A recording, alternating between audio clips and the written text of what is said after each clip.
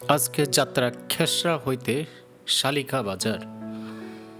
এই বাজারে যাইতে যাইতে আমরা দেখব অসংখ্য দৃশ্য, দুই সাইডে মনোরম পরিবেশ।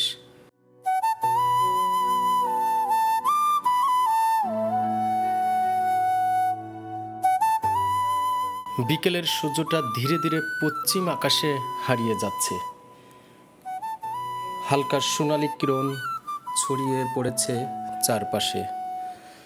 রাস্তার দুপাশে সারি সারি বাবলা গাছ, এক পাশে শান্ত নদী আর অন্য পাশে খোলা মাঠ।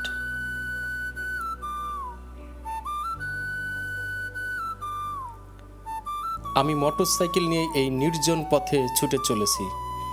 হাওয়া মুখে এসে লাগছে, মনে হয় যেন পুরো পৃথিবীটা নতুন করে জেগে উঠেছে। এটা শুধু একটা রাস্তা নয়, এটা এক অদ্ভুত স্বাধীনতার অনুভূতি। অপূর্ব প্রকৃতির মাঝে হারিয়ে যাওয়া এক ভিন্ন রকমের যাত্রা। আমরা ধীরে ধীরে মোটরসাইকেল চালিয়ে এগিয়ে যাচ্ছি। চাকার শব্দের সাথে সাথে হাওয়ার শোষ আওয়াজ কানে ভেসে আসছে। মনে হচ্ছে প্রকৃতি যেন আমাকে জড়িয়ে ধরেছে। এক পাশে শান্ত নদী, নদীর জলে রোদের প্রতিফলন। কখনো কখনো মনে হচ্ছে সোনার টুকরো ভেসে যাচ্ছে, আবার কখনো কখনো মনে হচ্ছে আকাশের আগুন রং গলে গিয়ে নেমে এসেছে পানিতে। আর অন্য পাশে খোলা মাঠ, দিগন্ত পর্যন্ত সবুজ আর ফাঁকা জায়গা।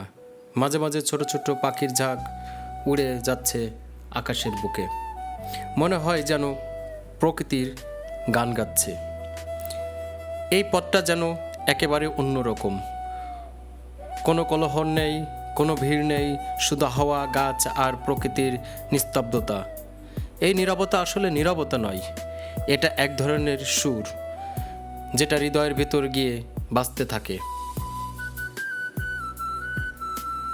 আমি যখন বাইক চালাচ্ছি, মনে হচ্ছে প্রতিটা মুহূর্ত নতুন কিছু শিখিয়ে দিচ্ছে।